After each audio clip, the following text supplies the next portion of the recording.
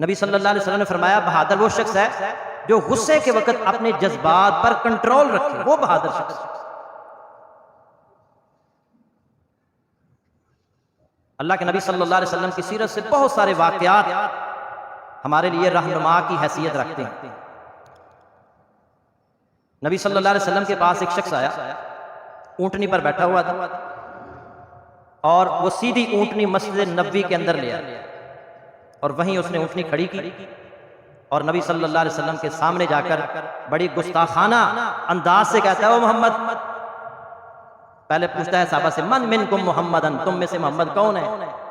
اشارہ کیا گیا وہ بیٹھے، تو وہ بڑی سختی کے ساتھ گستاخانہ لہجے میں کہتا ہے، او محمد، میرے کچھ سوالات ہیں، میں نے سختی سے پوچھنے ہیں، پریشان نہیں ہونا، غصہ نہیں کرنا۔ آپ نے فرمایا تم جس طرح سختی سے سوالات کرو گے میں اتنی ہی نرمی سے برداشت سے جواب دوں، میں غصے میں نہیں آؤں گا۔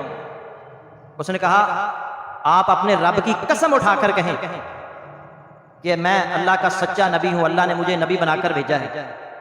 آپ نے کہا میں قسم اٹھا کر کہتا ہوں کہ اللہ رب العزت نے مجھے نبی بنا کر بھیجا۔ پھر وہ کہتا ہے کہ آپ قسم اٹھا کر کہیں کہ اللہ رب العزت نے 5 نمازیں ایک دن میں فرض کی ہیں۔ آپ نے فرمایا میں قسم اٹھا کر کہتا ہوں کہ اللہ رب العزت نے ایک دن میں 5 نمازیں فرض کی۔ اچھا، اس کا لہجہ بار بار تو کر کے بلا رہا ہے اور سخت لہجہ ہے، لیکن اللہ کے نبی صلی اللہ علیہ وسلم اتنی ہی نرمی سے آگے جواب دے۔ پھر وہ کہتا ہے آپ قسم اپنے رب کی قسم اٹھا کر کہیں کہ اللہ رب العزت نے رمضان المبارک کے روزے فرض کیے ہیں۔